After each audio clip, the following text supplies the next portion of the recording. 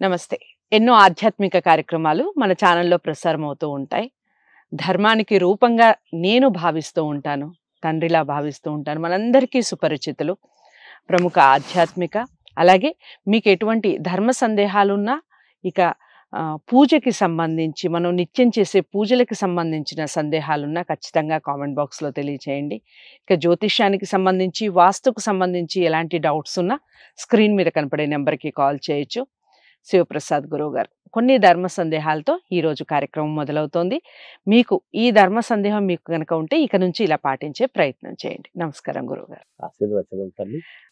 ఇంతకుముందు పూర్వకాలంలో బయటనే మనకి కుళాయిలు కానివ్వండి, బావులు కానివ్వండి ఉండేవి. కాళ్ళు కడుక్కొని లోపలికి వచ్చేవారు.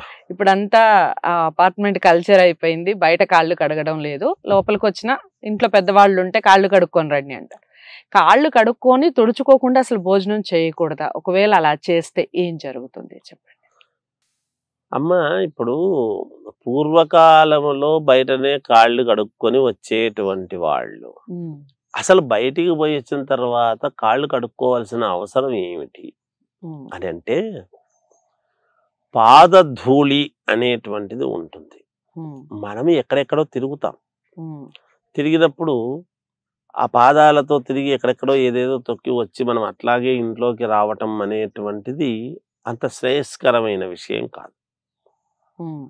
అయితే చెప్పులు వేసుకొని వెళ్ళుంటాం కదా గురువు గారు, బూట్లు వేసుకొని వెళ్తారు కదా, ఏముంది అని అనుకుంటారు. కానీ ఏది ఉండినా, బూట్ల మీద ఉండినా, శరీరము మీద ఉండినా, ఆ బూట్లు ఇప్పినప్పుడు గాని, చేసినప్పుడు గాని, లేదా చెప్పులు వేసుకున్నంత మాత్రాన పాదాలకు ధూళి అంటుండదా? అంటుతుంది కదా. అందువలన పాదధూళి అనేటువంటిది ఇంట్లోకి రాకూడదు అనేటువంటి భావనతోనే పూర్వమంతా కూడా బయటనే ట్యాబ్ పెట్టి గాని, లేదా బావులుండి గాని కాళ్ళు కడుక్కొని, లేదా బకెట్తో నీళ్లు పెట్టి కాళ్ళు కడుక్కొని శుభ్రంగా లోపలికి రావడం అనేది జరిగేది. ఆ కాళ్ళు కడుక్కున్న తర్వాత కూడా ఏమిటంటే అలాగే రాకూడదు. ఒక టవల్ ఇస్తే తుడుచుకొని శుభ్రముగా చేతులు కాళ్ళు కడుక్కొని శుభ్రముగా కాళ్ళను తుడుచుకోవాలి. ఒక కాలు మీద ఒక కాలు వేసి రుద్దడం చేయటం గాని ఇలాంటివి చెయ్యరాదు. శుభ్రంగా బట్టతో తుడుచుకొని ఆ బట్ట పక్కగా పెట్టి రావాలి. భోజనానికి ముందు కాళ్ళు శుభ్రము చేసుకోవాలి, చేతులు శుభ్రం చేసుకునే తినాలి. ఇది ఆరోగ్యానికి సంబంధించినటువంటిది. మనము శుచిగా ఎంత పరమ పవిత్రముగా అన్నాన్ని ముట్టుకోవాలి అని అంటే కూడా మనం మొట్టమొదట ముట్టుకుంటేనే కదా మనం తినగలుగుతాము.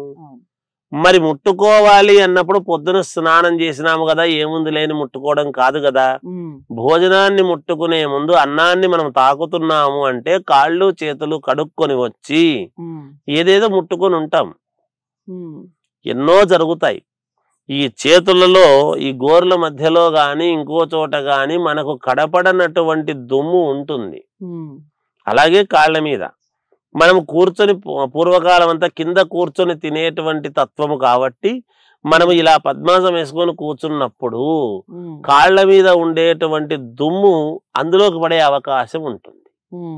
అలా పడకుండా అనారోగ్య పరిస్థితులు రాకుండా జాగ్రత్తగా 1-2 సార్లు కాళ్ళు చేతులు కడుక్కొని శుభ్రముగా భోజనము చేసే ముందు గనక చేస్తే మేలు జరుగుతుంది.